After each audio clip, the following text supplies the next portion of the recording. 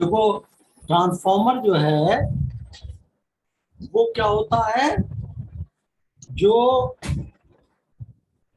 लो voltage को high voltage और high voltage को लो वोल्टेज में कन्वर्ट करता है। ट्रांसफॉर्मर आपको देखा ही होगा, ट्रांसफॉर्मर जगह ट्रांसफॉर्मर का काम क्या है, लो वोल्टेज को हाई में कन्वर्ट करता है और हाई वोल्टेज को लो में कन्वर्ट करता है। पहली बात, जैसे आपने घर में यही तो काम है। स्टेबलाइजर स्टेबलाइजर में ट्रांसफॉर्मर लगे होते हैं। जितने भी स्टेबलाइजर है वो सब ट्रांसफॉर्मर से बने होते हैं और उसका काम क्या है, लो वोल्टेज को हाई और हाई वोल्टेज को लो कर, स्टेबलाइजर का। तो ट्रांसफॉर्मर इज यूज्ड, सबसे पहली बात क्या हो गई, ट्रांसफॉर्मर एसी का पार्ट है, is used to convert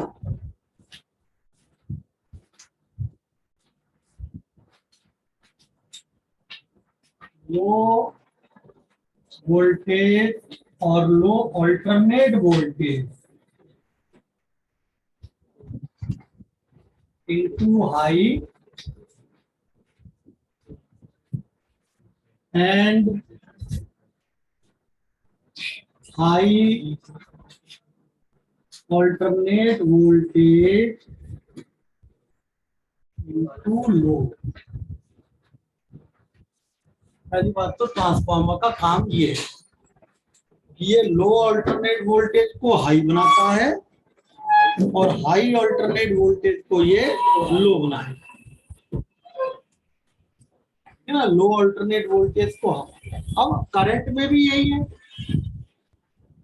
current को भी लो करंट को हाई, हाई करंट को लो बनाए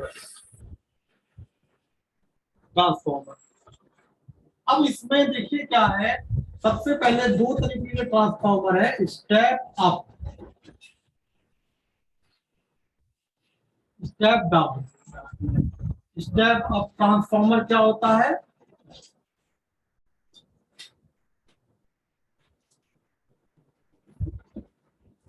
it convert,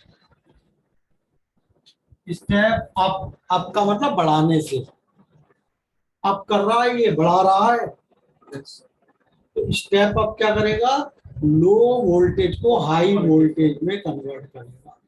it convert low alternate voltage into high alternate voltage. और देखो, जब हम वोल्टेज हाई बोलेंगे तो हम करंट लो बोलेंगे। इट कन्वर्ट्स लो वोल्टेज को हाई वोल्टेज में, तभी तो इसे स्टेप अप कहते हैं। अप का मतलब बढ़ाना, तो स्टेप अप क्यों कह रहे हैं हम इसे,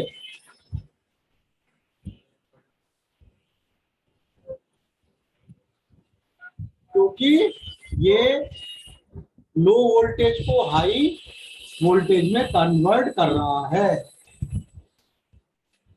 इट और कन्वर्ट हाई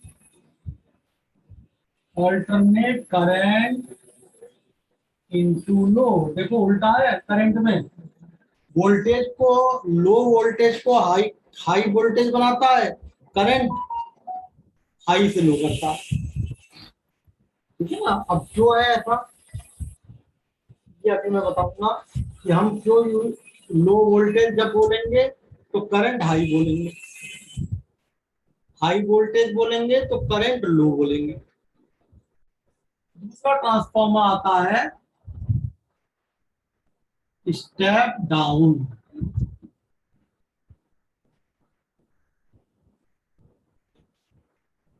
स्टेप डाउन क्या है,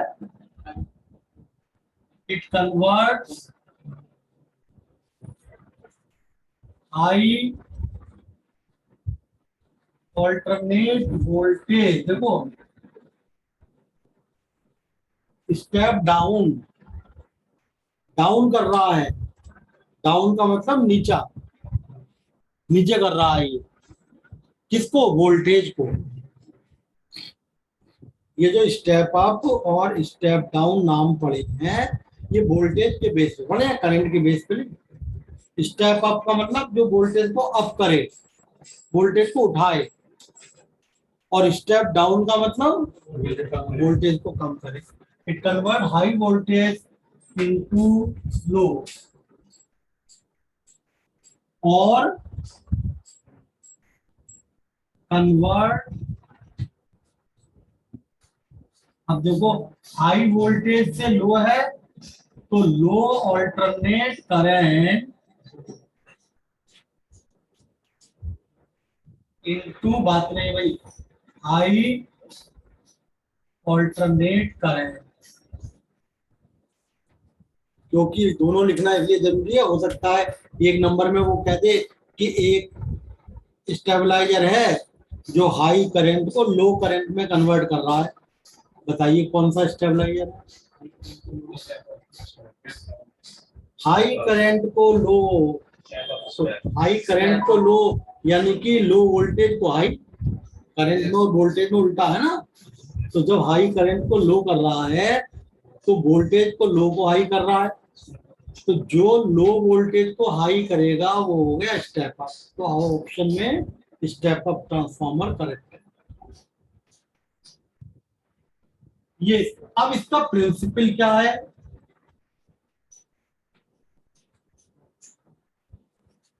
प्रिंसिपल इसका होता है mutual induction. It is based on the principle of mutual induction. It is based on the principle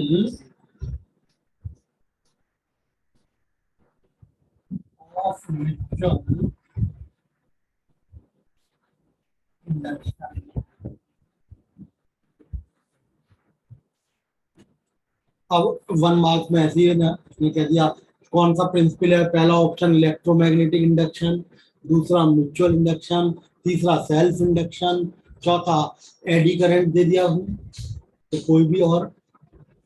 तो म्यूचुअल इंडक्शन, और म्यूचुअल इंडक्शन क्या होता है आपको पता है कि अगर एक कॉइल में मैग्नेटिक फ्लक्स चेंज हो, अगर एक कॉइल रखी है उसमें से और उसके करीब में हम दूसरी कॉइल रखते हैं,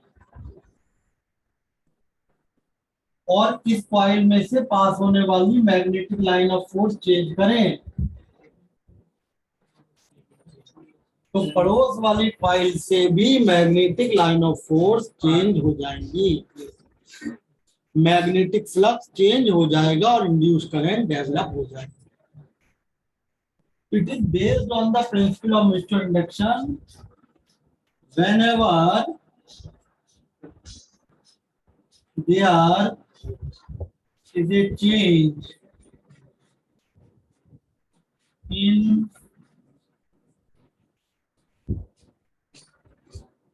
magnetic lines of force passing through a coil,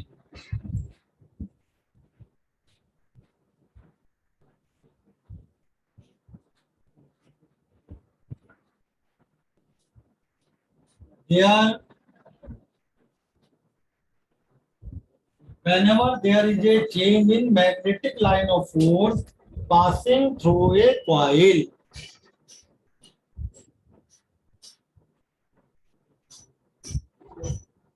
an EMF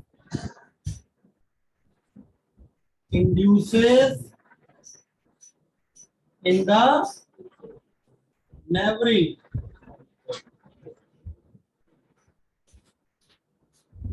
neighboring coil due to change in flux.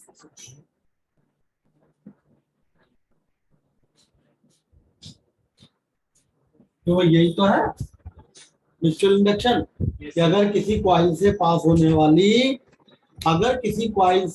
होने वाला मैग्नेटिक फ्लक्स चेंज हो जाए तो उसके नेबरिंग कॉइल से पास होने वाला, उसके पड़ोस वाली कॉइल से पास होने वाला फ्लक्स भी चेंज होगा और उसमें एक इंड्यूस्ड ईएमएफ डेवलप हो जाएगा। This is mutual induction. अब इसमें इसका डायग्राम क्या है, देखो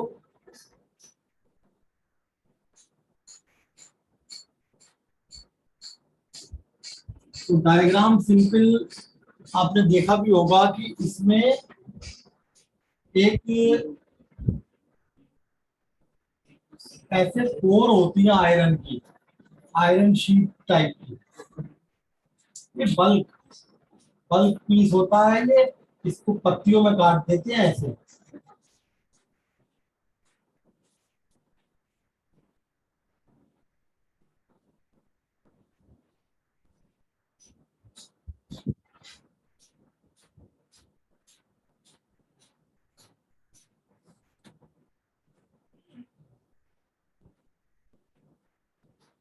पत्तियां होती है ना, आपने मार्केट जब जाते हुए देखा भी होगा, रास्ते में ट्रांसफार्मर लगे हैं, ऐसे पत्तियां लगी होती हैं स्ट्रिप, उसे कहते हैं लेमिनेटेड।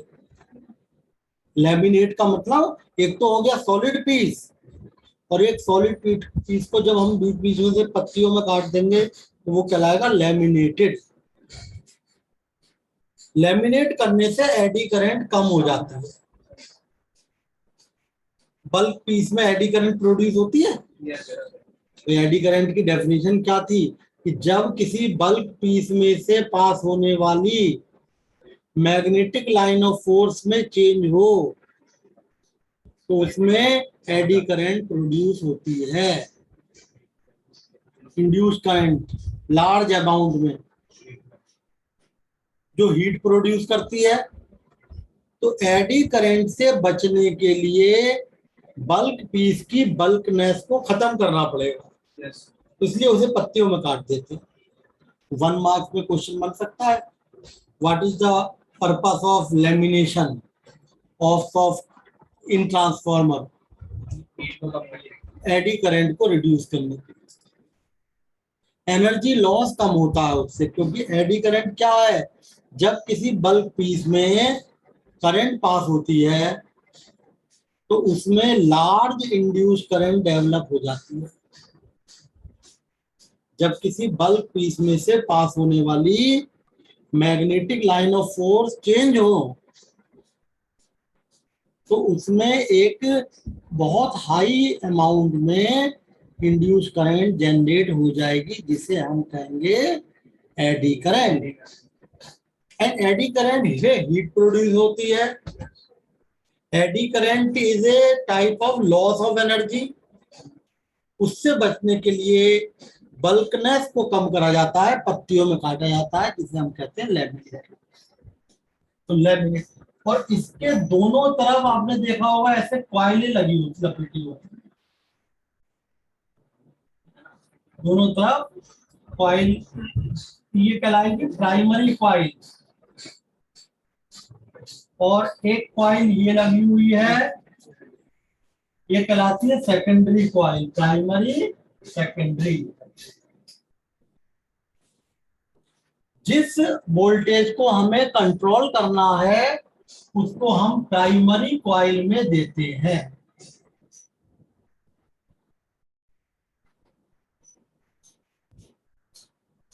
जिस ऑल्टरनेट वोल्टेज को, क्या ट्रांसफॉर्मर डीसी पे वर्क करेगा? डीसी कांस्टेंट करंट देती है, और कांस्टेंट करंट में सेल्फ या म्यूचुअल इंडक्शन नहीं हो सकता। सेल्फ इंडक्शन या म्यूचुअल इंडक्शन कब होगा? जब वेरिएबल करंट होगी, और वेरिएबल करंट केवल एसी में होती है। तो ये क्वेश्चन भी आ चुका है, डीसी पे ट्रांसफॉर्मर वर्क क्यों नहीं करता? Because DC is not fluctuating. DC constant है, वेरिएबल नहीं है। और जब वेरिएबल नहीं है तो coil inductor will not play its role. Flux change ही नहीं होता, फ्लक्स चेंज नहीं होगा तो इंडक्टर अपना काम ही नहीं करेगा, इंड्यूस करंट प्रोड्यूस ही नहीं होगी।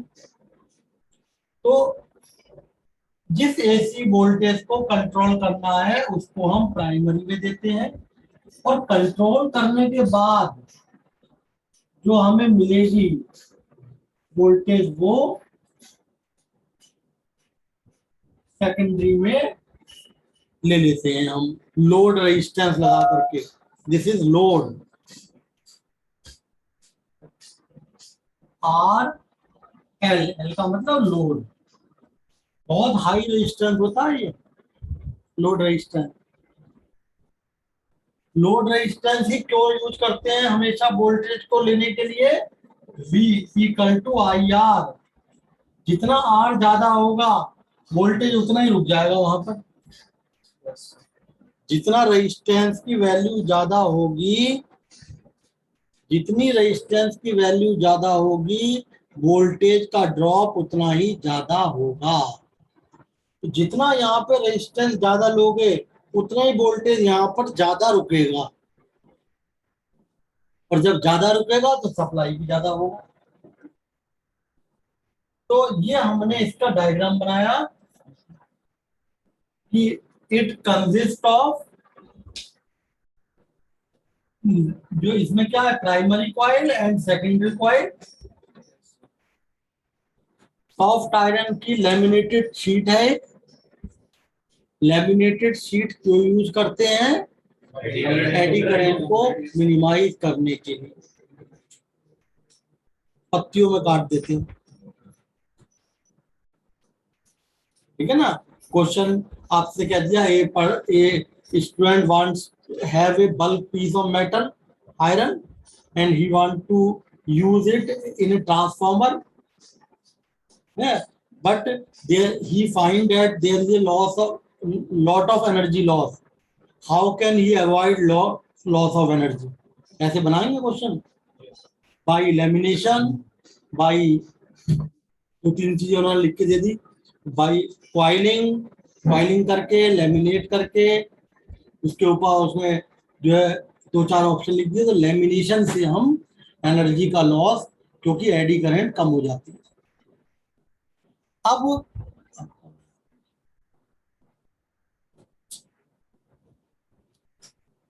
तो हमारी कंस्ट्रक्शन, अब क्योंकि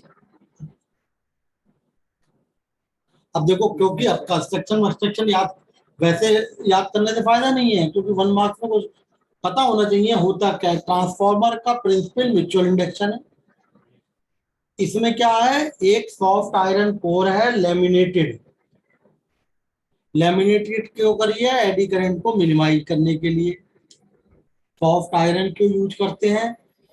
soft iron is a ferromagnetic substance.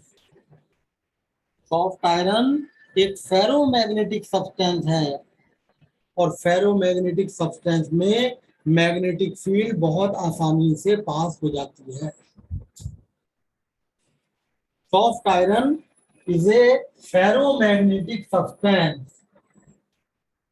Ferromagnetic substance क्या होते हैं? जिसमें परमेबिलिटी, ध्यान है मैंने बताया भी था, बहुत 1 से बड़ी होती है।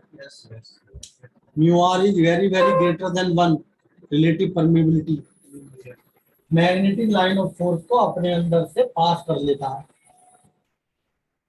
प्राइमरी कॉइल है ये। जिस वोल्टेज को हमें कंट्रोल करना है उसको हम प्राइमरी में से देंगे, और कंट्रोल होने के बाद हमें सेकेंडरी में लोड के थ्रू ले लेंगे, लोड रेजिस्टेंस लगा के। अब क्वेश्चन बन गया, लोड रेजिस्टेंस क्यों यूज किया जाता है? What is the purpose? ताकि हाँ वोल्टेज ड्रॉप बढ़ जाए। V equal to I R से जितना आर ज्यादा होगा उतना ही वोल्टेज का ड्रॉप ज्यादा होगा। अधिक से अधिक वोल्टेज यहाँ पर ड्रॉप हो जाए जिसे हम आगे सप्लाई कर सकें। तो ये आपका इसके बारे में। अब देखो इसमें तो देखिए, मान लिया हमने, इसको हम ऐसे लिख देते हैं यहाँ पर, लेट एन पी का मतलब है number of turn in primary coil. Primary में नंबर ऑफ टर्न, और एन एस कहलाता है number of turn in secondary coil.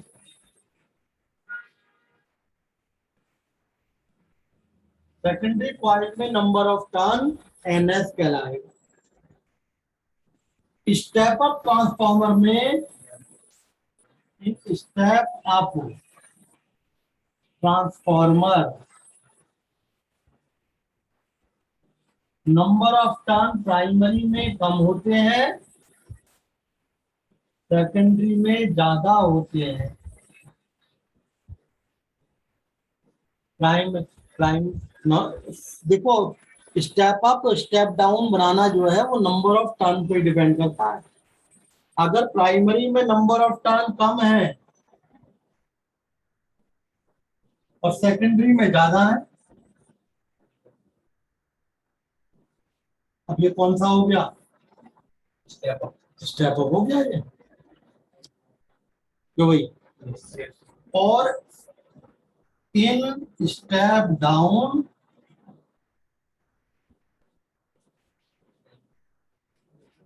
Transformer में नंबर ऑफ टर्न सेकेंडरी में कम होते हैं, प्राइमरी में ज्यादा होते हैं। तो ये कौन सा ट्रांसफार्मर हुआ?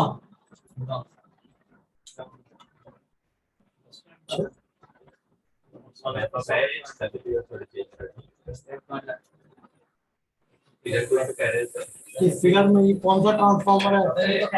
फिर नंबर ऑफ टर्न प्राइमरी में, नंबर ऑफ टर्न सेकेंडरी में ज्यादा, स्टेप अप ही तो हुआ ये, वही स्टेप अप ट्रांसफार्मर। तो स्टेप अप ट्रांसफार्मर में नंबर ऑफ टर्न प्राइमरी में कम होते हैं, सेकेंडरी में ज्यादा होते हैं। स्टेप डाउन में सेकेंडरी में कम है, प्राइमरी में ज्यादा है। ठीक है भाई? तो ये हमने इसकी कंस्ट्रक्शन बताई। अब मान लिया किसी टाइम प्राइमरी कॉइल से पास होने वाला फ्लक्स फाई है, और इसके अंदर जो वोल्टेज इंड्यूस, जब इसमें फ्लक्स चेंज होगा, प्राइमरी में कॉइल चेंज होगा तो सेकेंडरी में भी चेंज होगा, क्योंकि सेकेंडरी तो इसके करीब में रखी है ना। तो अगर प्राइमरी कॉइल से पास होने वाला मैग्नेटिक फ्लक्स चेंज होता है तो सेकेंडरी में भी चेंज हो जाएगा, तो और इंड्यूस्ड ईएमएफ डेवलप हो जाएगा। तो मान लिया ई जो है इंड्यूस्ड ईएमएफ है, और फाई जो है प्राइमरी में पास होने वाला फ्लक्स है। Let E P is EMF induced in primary. EP किसे माना हमने? EMF induced in primary due to change in flux in primary. Primary में चेंज इन फ्लक्स की वजह से, प्राइमरी कॉइल में फ्लक्स के चेंज होने की वजह से इंड्यूस्ड ईएमएफ ईपी है। तो भाई आपने फॉर्मूला पढ़ा है, E is equal to minus N D phi upon D T. तो भाई इंड्यूस्ड ईएमएफ का फॉर्मूला होता है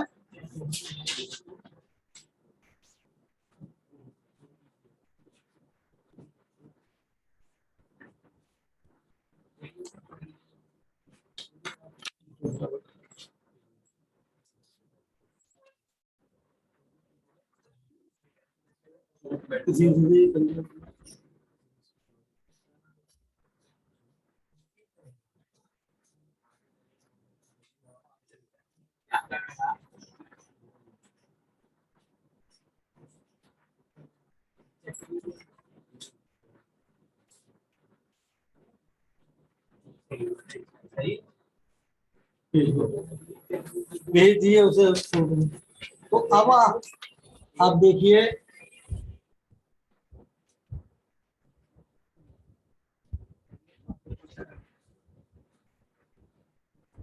अब यहाँ देखो ईपी प्राइमरी के लिए क्या हो जाएगा, minus N D phi upon D P primary के लिए। प्राइमरी कॉइल में इंड्यूस्ड ईएमएफ का नाम रखा हमने ईपी, और प्राइमरी कॉइल में नंबर ऑफ टर्न है एनपी। तो E is equal to formula क्या था, minus N D phi upon D T. यहां से जरा देखो D phi upon D T की value minus EP upon NP. Let E S is EMF induces in secondary due to change in flux।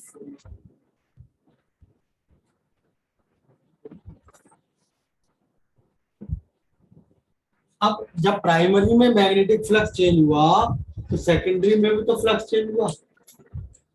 तो अब यहां से क्या बनेगा भाई, ES की value minus N S N D phi upon D T. ये सेकंड, तो यहां से D phi upon D T की वैल्यू सेकेंडरी के लिए क्या आ गई, ES अपॉन एन एस आ गई। प्राइमरी कॉइल में नंबर ऑफ टर्न एनपी है, तो और प्राइमरी कॉइल में जो ईएमएफ इंड्यूस हुआ दैट इज ईपी। तो क्या होता है formula, minus N D phi upon D T, और प्राइमरी की वजह से हर जगह पी लगा दिया। D phi upon D T primary में कितना हो गया, माइनस ईपी अपॉन एन। ऐसे ही मान लिया सेकेंडरी कॉइल में जो ईएमएफ इंड्यूस होगा, क्योंकि जब इसका फ्लक्स तो इससे ही पास होगा, जब प्राइमरी कॉइल से पास होने वाला फ्लक्स चेंज हो रहा है, जब प्राइमरी कॉइल से पास होने वाला फ्लक्स चेंज हुआ तो सेकेंडरी से भी चेंज होगा। सेकेंडरी में भी इंड्यूस ईएमएफ डेवलप हुआ। यस, अब बात करते हैं हम आइडियल ट्रांसफार्मर की। आइडियल ट्रांसफार्मर क्या होता है, जिसमें कोई भी मैग्नेटिक फ्लक्स का लॉस ना हो। फॉर आइडियल ट्रांसफार्मर, आइडियल का मतलब जिसमें ना तो एनर्जी का लॉस हो ना पावर का लॉस हो, यानी there is no flux loss, कोई भी फ्लक्स का लॉस नहीं होगा। जितना मैग्नेटिक फ्लक्स प्राइमरी से पास हो रहा है वो सारा मैग्नेटिक फ्लक्स सेकेंडरी से पास हो जाएगा। तो ये वैल्यू रखना चाह भाई, minus EP upon N P ES upon N S. यहां से देखो ES अपॉन ईपी की वैल्यू NS अपॉन एनपी आ गई।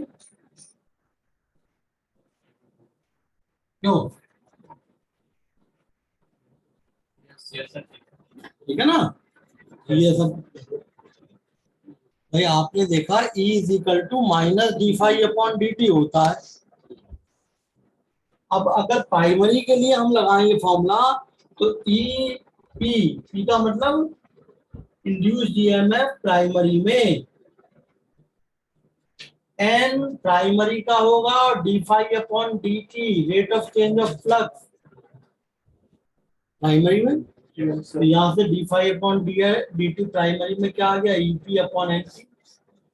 ऐसे सेकेंडरी में ये आ जाएगा, क्योंकि फ्लक्स का लीकेज ही नहीं हो रहा, 100% कपलिंग होती है आइडियल ट्रांसफार्मर में।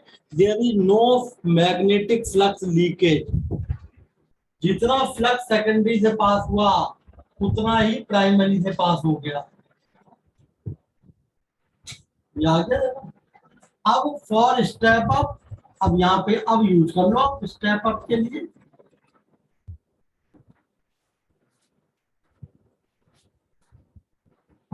स्टेप अप के लिए क्या होता है, नंबर ऑफ टर्न सेकेंडरी में,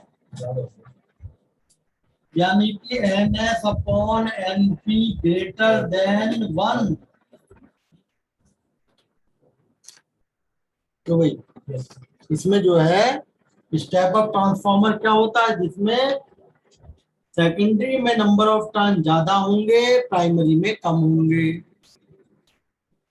सेकेंडरी में नंबर ऑफ टर्न ज्यादा है, प्राइमरी में कम है, यानी NS अपॉन NP क्या हो गया, NP से डिवाइड कर दो, ग्रेटर देन 1। और NS अपॉन NP क्या था, यानी ES is very very greater then. इसका मतलब क्या हुआ कि सेकेंडरी में वोल्टेज ज्यादा हो गया, प्राइमरी में कम है। प्राइमरी में लो वोल्टेज था, सेकेंडरी में हाई हो गया। लो वोल्टेज को हाई वोल्टेज में कन्वर्ट करती है। ये कहलाएगा so step up used convert step किसको,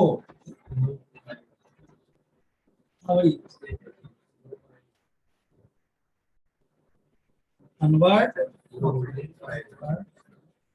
लो वोल्टेज है to high. Low voltage primary में लो वोल्टेज है, और देखो सेकेंडरी में हाई हो गया, लो वोल्टेज को हाई में कन्वर्ट कर रहा है स्टेप। अब आ जाओ स्टेप डाउन, इसी में स्टेप डाउन जो कि डाउन करे। स्टेप डाउन में क्या होगा, वही ES upon EP is equal to NS upon NP for step down. क्या होगा, NS की वैल्यू, स्टेप डाउन में क्या होगा, प्राइमरी में नंबर ऑफ टर्न ज्यादा होंगे, सेकेंडरी में कम होंगे। NS is very very less than NP and NS upon NP is less than 1। और NS अपॉन NP किसके बराबर था, ES अपॉन E। इससे जो भी आप इसे NS अपॉन NP किसके बराबर है, ES अपॉन EP। यानी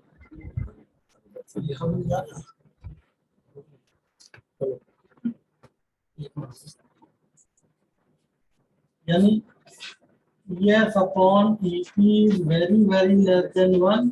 ES is very very less than EP.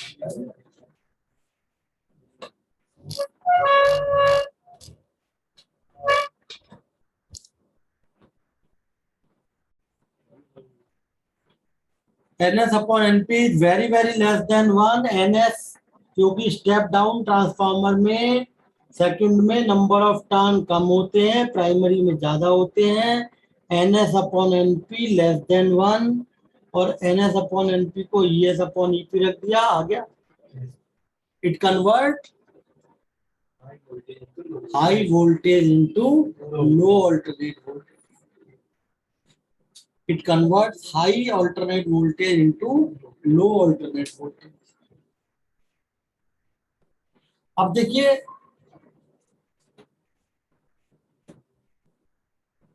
Current के केस में उल्टा क्यों होता है?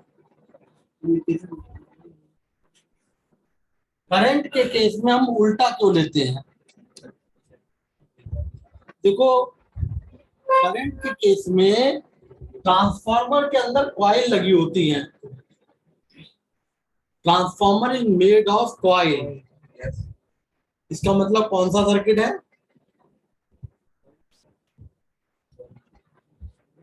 कॉइल लगी है तो इसे कौन सा सर्किट कहोगे? सोलेनॉइड भी सही है, चलो, लेकिन इंडक्टिव नहीं हुआ। इंडक्टर जिसमें लगाओ, प्योर इंडक्टर लगा है, ठीक है ना, प्योर इंडक्टर लगा हुआ है। तो अब, और प्योर इंडक्टर में एवरेज पावर लॉस कितना होता है? 0 होता है। एवरेज पावर लॉस 0 है। एफ